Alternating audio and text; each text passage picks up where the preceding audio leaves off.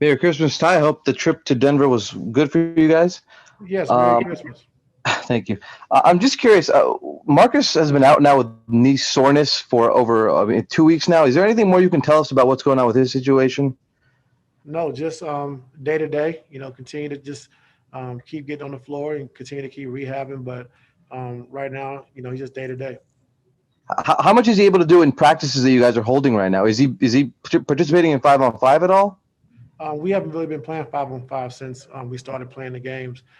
Just more, half court stuff and just more execution. So he's been doing his own rehab and with the sports science team, and he's really, he's progressing. Thank you. Next, we'll go to Miriam. Hey Ty, Merry Christmas, man. Merry Christmas. You spoke yesterday about sort of like your coaching staff and everybody kind of keeping even when the lead was disappearing the other day and how that helped. Just kind of wondering how that your group of coaches that you brought together is feeling to you. I mean, some of those guys you know more than others, but anything struck you? Anything surprising you've learned about any of those fellas, or just how does it feel? It feels good. I think they all have a great demeanor. I'm on the sideline, but also they all work hard. And just seeing Kenny Atkinson, who's a ex head coach, who did a great job in Brooklyn, but just seeing him come to the gym every morning at 6 or 6:30 and leaves at 5 or 6 o'clock at night, and then how he runs that player development show is just it's unbelievable. And with him being like a head coach, you said before, and just the way he works, outside that, it's just unbelievable. So our guys are kind of following his lead, and he has a lot of great ideas.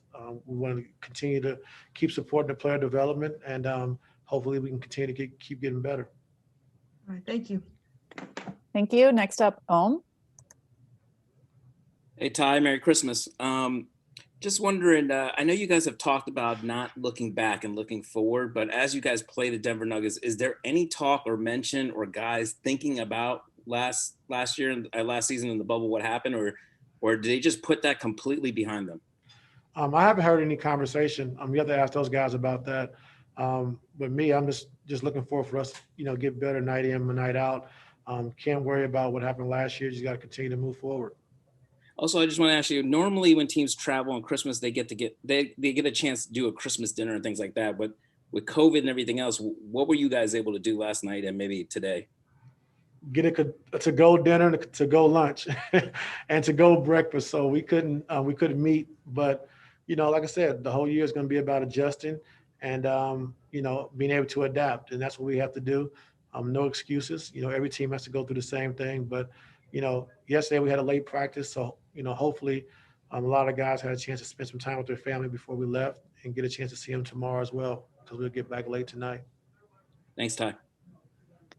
Thank you. Next up, Jonathan McCoy. How you doing, Coach? Merry Christmas. Merry Christmas. How do you think having two pretty big matchups to start off the season will help you guys going forward and help install what you want to do? I'm not sure. You kind of get a gauge of where you're at. I think when you play, the Lakers' first game of the season, and you come back and play Denver on the road where they're great at home, all the time. So I think it's a good challenge for us early on in the season. And I just want to make sure we continue to keep, picking up good habits, offensively and defensively. And it's about the way we play, the style of play. And if we're playing the right way is what I'm interested in seeing. Thank you. Next, Andrew Grave. Ty, I'll join the chorus too. Merry Christmas. Merry Christmas. With everybody. Yeah, everybody, please. Okay. Kawhi in that first game, there were just some moments. It's obviously subjective, but he just looked like he had a different burst about the way he played sometimes. It reminded me of kind of the way he would look maybe in January of last year when he started to talk about feeling better physically. Can you kind of contrast the early season Kawhi you remember seeing maybe the first 2 or 3 months of last season and where he's at right now with kind of how physical he can play? Yeah, well, last year he wasn't healthy. Coming into the season, he missed pretty much the full training camp. So he spent the first couple of months just trying to get in game shape. So I think that was hard on him. But, over the course, I can't call it a summer, but I guess off season, I just talked to him about playing with pace. His pace is, has been phenomenal in the first game and in practice of just being able to use his frame and his strength to get downhill and create mismatches and when he plays with with a pace. And he's really been doing that to start the season. So just glad to continue to keep growing on that and continue to have him keep doing it. Thanks, Ty. Thanks. Next, Claudia. Merry Christmas, Ty, and Merry Christmas to everybody. So we talk about the Nuggets. Obviously, Jokic is an impact player. What kind of challenge he could still bring to this team? Oh, a big challenge every night. I just think, with his passing ability, his ability to shoot the 3-point shot, his mid-range shot, his touch as a big man, and then be able to post. I think he's a load and he's a handful to guard. So, with us, we just got to do a good job of mixing it up our defenses and give them different looks. I think if you give a great player the same look, a steady diet of the same thing, they'll be able to pick you apart. So we want to just try to keep them off balance and give them different looks to try to keep them guessing.